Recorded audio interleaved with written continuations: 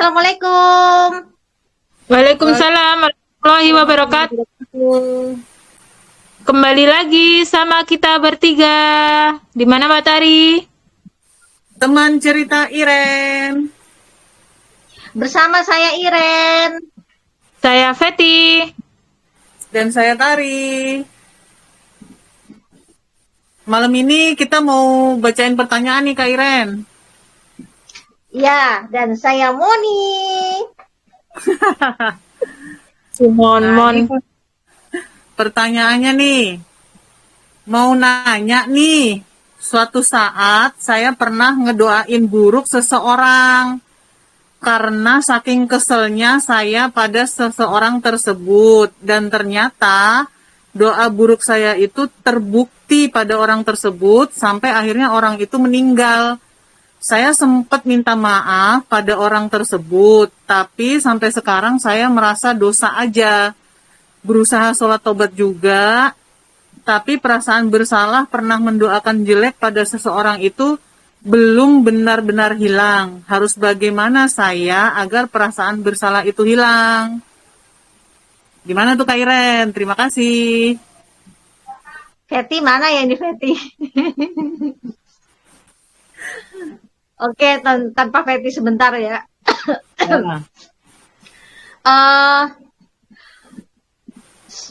Pertama sini ya, saya siapa sih yang nanya Mbak Tan? Bunda Iya. Bunda Iya. Jadi Bunda Iya belum tentu juga sih, apa bisa jadi gini loh. Kejadian itu kan hubungan sebab akibat ya. Sebenarnya kejadian itu lebih banyak dengan hubungan sebab akibat. Mungkin orang itu sudah berbuat apa dengan yang lain, belum tentu dengan Bunda Iyah juga gitu kan, dengan yang lain, dan mungkin yang lain secara nggak sadar pun gitu kan, secara nggak sadar itu juga walaupun tidak berdoa tapi dia merasa kecewa, jadi kan yang lain mungkin banyak orang yang dikecewakan, dan ketika sudah sedemikian banyak yang dikecewakan, memang itu yang sudah yang Allah hadirkan, yang Allah izinkan hadir untuk hidup dia. Jadi itu belum tentu juga karena doanya Bunda. Belum tentu juga karena doanya Bunda. Ada orang yang bilang, saya ini pahit lidah Mbak. Setiap kali saya ngomong apa, makanya saya hati-hati kalau ngomong, saya nggak mau ngomong jelek gitu kan. Kalau saya ngomong jelek nanti bisa kejadian di orang itu. Jangan sepercaya diri itu. Karena itu adalah juga bagian dari syirik. Seolah menyamakan dirinya gitu dengan seseorang yang lebih mulia dari manusia biasa. Kita tuh manusia biasa. Makanya dimintanya kita berbicara yang baik-baik. Gitu kan. Dan sebenarnya nggak ada yang namanya orang pahit lidah tuh nggak ada. Kalau misalnya memang Allah izinkan itu terjadi dengan orang itu bukan karena dia, mungkin hanya pas kebetulan aja. Tapi saya hanya menganjurkan untuk tidak percaya dengan yang namanya saya tuh orangnya pahit lidah. Itu bagian dari sombong, kata guru saya. Ya. Hati-hati untuk nggak membanggakan diri dengan yang seperti itu, gitu. Karena bisa jadi dia seolah kepengen ngomong gini nih ke lawannya. Jadi waktu itu saya pernah ke guru saya, terus ada orang juga datang ke beliau mengatakan, Abah saya ini gimana ya caranya untuk ini, saya ini orangnya pahit lidah, jadi jadi saya tuh ngomong apa, kalau orang itu ngecewain saya, terus saya sampai ngucap apa, kejadian sama orang itu. Guru saya tanpa sukan-sukan mengatakan, kamu terlalu sombong jadi manusia. Suatu ketika, lidah pahitmu itu akan jadi bumerang untukmu. Digituin. Jadi, jangan pernah berpikir seperti itu. Jangan pernah berpikir seperti begitu. Dan itu bisa jadi bukan karena doa Bunda. Bukan karena doa Bunda. Dan gimana caranya supaya rasa bersalah masih bagus ya? berarti Bunda masih masih apa masih Allah kasihani karena masih diberikan rasa bersalah sehingga nanti Bunda akan setiap hari sholat tobat, setiap hari sholat tobat, setiap hari sholat tobat, minta ampun sampai rasa itu tawar. Gitu. Ya. Kalau sudah seperti Tadi orang yang datang, kalau udah seperti orang yang datang ke guru saya, yang akhirnya dia merasa apapun yang dia omong, hal buruk, kalau ada orang nyakitin dia, maka dia buat buruk, maka itu akan terjadi. Kalau ada sudah sampai di posisi ini orang yang sudah sampai di posisi jumawa. Itu kata guru saya. Bunda masih beruntung, masih punya ada rasa bersalah gitu loh. Berarti ya, Allah masih sayang. Kalau dengan orang ini, Allah udah biarkan. Biarkan dia dengan sombongnya. Bahkan di depan seorang ulama waro aja dia bisa dengan segitu bangganya bicara. Berarti di depan orang lain dia akan bilang, hati-hati loh, jangan macam-macam sama gue. Karena kalau gue ngucap, bisa kejadian. Gitu kan, dia sebenarnya mau ngomong begitu kan? ya, ya Sebenarnya dia betul. mau ngomong begitu. Yang macam-macam Nah, itu loh berarti, gitu. makanya guru saya mengatakan, antum itu sombong sekali jadi manusia. Tanpa tidak aling-aling. Guru saya mengatakan begitu. Dan dia merah mukanya langsung. Dan Bunda masih beruntung karena sama Allah masih diizinkan rasa bersalah itu ada. Sementara orang ini tidak ada rasa bersalah. Dia begitu bangga. Gitu. Saran saya, lakukan sholat taubat tiap hari. Emang nggak apa-apa sholat taubat tiap hari? Ya nggak apa-apa, kan sholat taubat kan bagian dari sholat sunnah. Ya, Gitu. Ya, betul. Ada ini orang yang gini, Mbak, saya tuh suka sholat tuh sering telat. Saya pengen gitu loh sholat itu di awal waktu atau tepat waktu gitu. Pernah itu terjadi cuman seminggu, Mbak. Abis itu terus saya malas lagi. Saya udah sholat taubat. Udah sholat taubat. Terus udah sholat taubat, saya tahu bahwa itu dosa besar. Saya tahu itu dosa besar kalau saya mengulur-ulur waktu sholat. Saya seperti abai dengan sholat saya. Habis itu saya sholat taubat. Habis sholat taubat, terus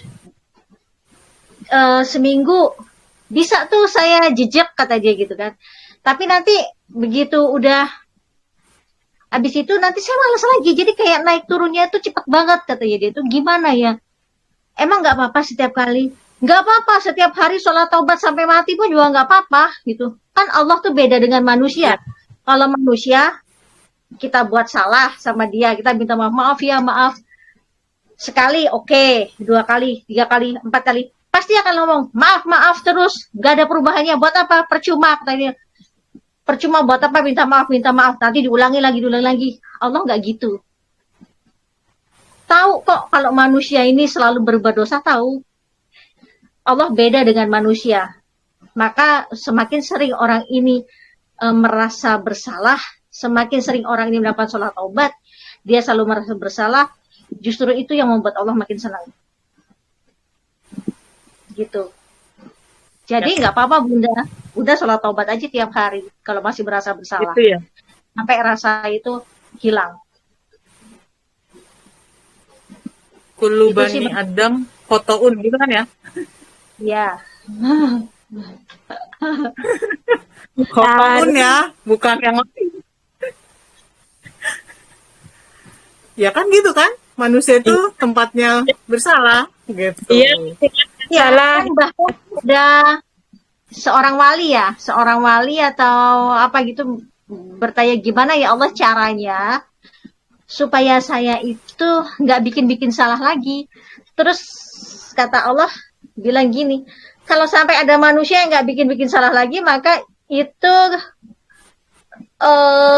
apa ya, gawat gitu, nggak bisa. Ada nabi siapa waktu itu minta berdoa supaya dia tidak berbuat salah. Jangan sampai dia berbuat salah. Sama Allah nggak bisa dikabulkan karena Berarti kalau Feti sering salah nggak apa ya, Mbak? apa? Kalau Feti sering salah berarti nggak apa-apa. Nggak Happy banget. apa-apa. Nggak apa-apa. Gini, Fet, nggak apa-apa. Nggak apa-apa. Yang gini kan Mbak Tari, aku enggak kok, Fet, enggak. Aku enggak apa-apa.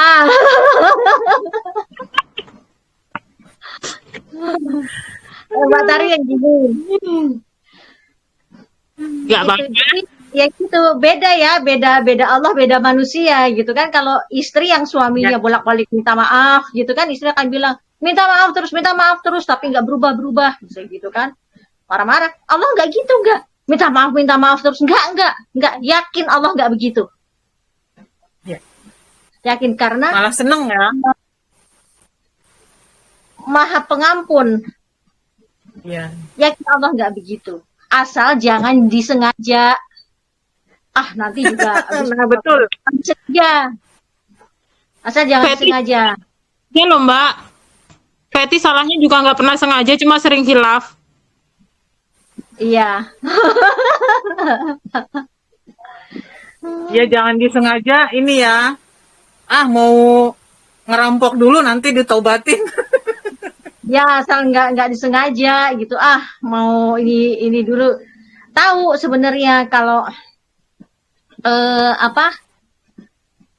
Ngundur waktu sholat gitu ya kan, ngundur waktu sholat itu nggak benar, tapi apa? Disengaja misalnya emang udahlah nggak apa-apa nanti kan bisa sholat tobat lagi. Ada kata hati yang ngentengin gitu loh. Iya, iya. Ada kata hati yang ngentengin. Ada beberapa orang yang memang malas suka ngundur waktu sholat, tapi ada yang memang dia nggak peduli, biarin aja lah, kan sholat itu kan seikhlasnya gue gitu ya kan, sholat aja sampai dianggap sunnah atau sholat lima waktunya itu ada loh yang anggap sholat lima waktunya itu sampai dianggap udah sedekah seikhlas dia, sholat juga seikhlas dia gitu kan. Iya. Makanya konten kreator masakan kalau ngasih garam seikhlas juga gitu kan. Gitu. Jadi ada yang ini juga tuh. Sholat nggak sholat Ada. udahlah gue gitu kan. Ada yang gitu. Ya. Tapi ada yang emang sengaja, udahlah Allah Maha tahu kok, misalnya gitu kan ya. Allah Maha tahu kok dengan kesibukan ini gitu kan, seperti begitu. Seolah kayak memaklumi dirinya sendiri, tapi ada yang memang sudah ngerti, udah tahu. Ya Allah, ini malas banget. Sebenarnya aku salah ya Allah, maaf gitu kan. Sebenarnya tahu ini, tapi kok ini lagi malas banget ya, kayak mager gitu mau ke tempat wudhu seperti gitu. Ini beda-beda orang sama-sama malas, itu aja tingkatannya ada gitu. Iya, kadang aduh ya Allah kok masih telepon ya, ntar dulu 5 menit lagi ya Allah gitu. Terus kadang ada tamu, ya kan? Ada tamu misalnya gitu. Terus padahal azan udah ada ini. Pengen bertindak tegas gitu kan. Saya mau sholat dulu gitu. Tapi ini tamunya jarang-jarang ketemu misalnya gitu kan. Dan emang lagi asik-asiknya ngobrol, ya Allah maaf ya Allah gitu kan. Saya dalam hati ada yang seperti itu. Tapi ada juga yang gini, Allah Maha Taulah, lagian juga ini teman lama jarang ketemu. Nah, ini beda loh ya. Jadi yang dimaksud jangan disengaja gitu, maksudnya jangan ngentengin Allah. Ya. Gitu. Dia tahu bahwa dia lagi salah, tapi dia tetap ada rasa bersalah. Ada orang yang tahu, tapi dia ngentengin, dia maklumin sendiri dirinya gitu loh.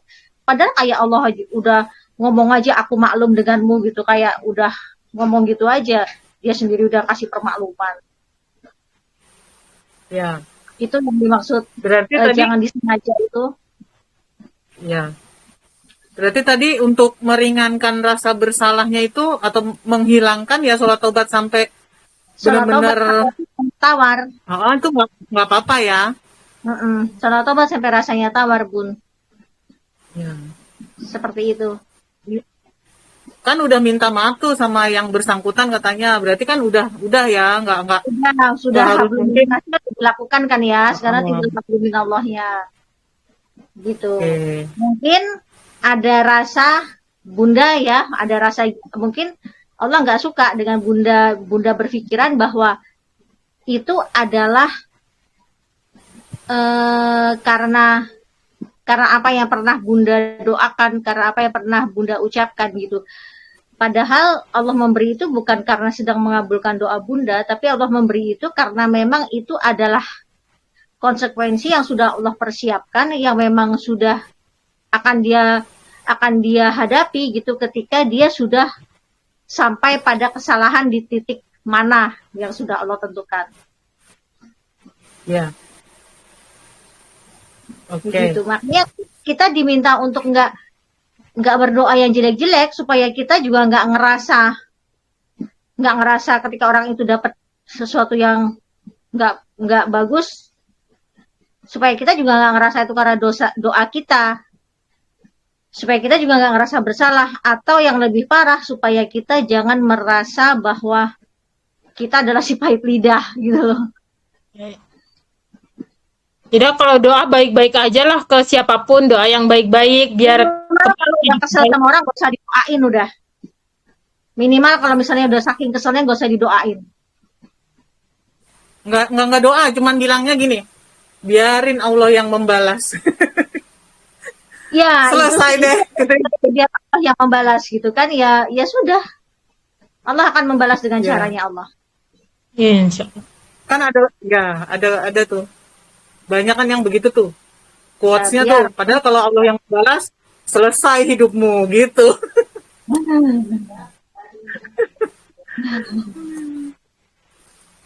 Sebenarnya Jadi Allah nggak jangan mau, merasa- sebenarnya Allah bukan sedang membalas. Allah tuh hanya sedang memperingatkan. Allah tuh hanya sedang memperingatkan, mengingatkan, menegur gitu loh. Bahwa ini udah keterlaluan loh. Gitu. Udah sekian orang loh yang kamu giniin, udah sekian orang loh. Ini dampaknya jadi seperti ini gitu kan. Ditegur. Terus sebenarnya negur, bukan lagi ngebales buat yang lagi sakit hati, enggak.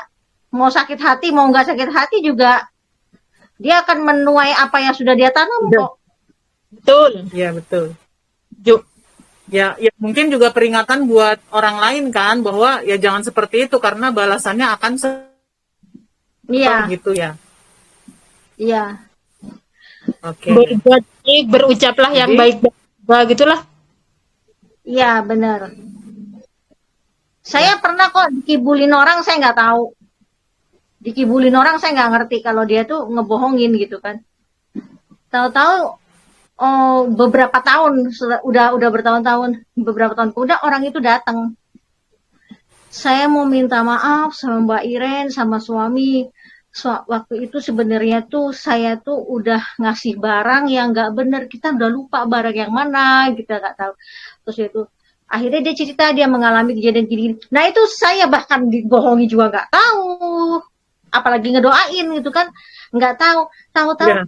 Dan ketika saya itu dikibulin orang lagi, dibohongin orang lagi, saya dapat kerugian sampai sekian juta, kata dia kan, sampai sekian ratus juta. Nggak tahu kenapa tiba-tiba saya kebayang itu langsung tiba-tiba muncul mukanya Mbak Iren sama muka suami Mbak Iren. Saya ngerasa salah, saya nyari-nyari di mana Mbak Iren. Ternyata udah pindah, terus itu berapa tahun kemudian, itu udah bertahun-tahun. Jadi gini, artinya nggak usah doa apapun. Kalau memang mau Allah kasih pelajaran, pasti Allah kasih pelajaran kok, gitu loh kan. Jadi, Ya, betul. iya Allah tuh membalas bukan karena diatur sama manusia, bukan. Allah sudah Nah, ketentuan, Allah punya aturan sendiri. Ya. Ya, Gitu. Oke. Itu aja sih dari saya. ya. Cukup Kak Iren? Cukup. Feti? Oke. Sudah. Saya sebagai sering sekali salah. Mohon maaf. Mohon maaf, besok diulangi lagi gitu. Kan itu Feti banget. Mana ya temanku ya? Temanku kok nggak ada ya? Oke. Jadi cukup ya Kak Iren ya. Mudah-mudahan Bunda Iya. Saya saja kalau ada yang Bunda mau tanyakan lagi, bersyukurlah Bunda masih ada rasa bersalah, jadi sholat taubat aja setiap hari. Sholat taubat itu kalau bisa ya ba'da isya ya. Ba'da isya atau ba'da duhur yang dibolehkan, atau pada saat waktu duha boleh. Tapi paling bagus sih ba'da Ya. isya. Ba'da isya sudah selesai itu semua, sholat taubat, terus ditutup dengan witir. mau 1 rakaat aja atau 3 rakaat terserah. Gitu. Itu aja Bunda dari saya ya. Wassalamualaikum warahmatullahi wabarakatuh. Waalaikumsalam. Waalaikumsalam warahmatullahi wabarakatuh. Terima kasih Kak Iren. Sama-sama Mbak Tari. Sampai ketemu di teman cerita Iren.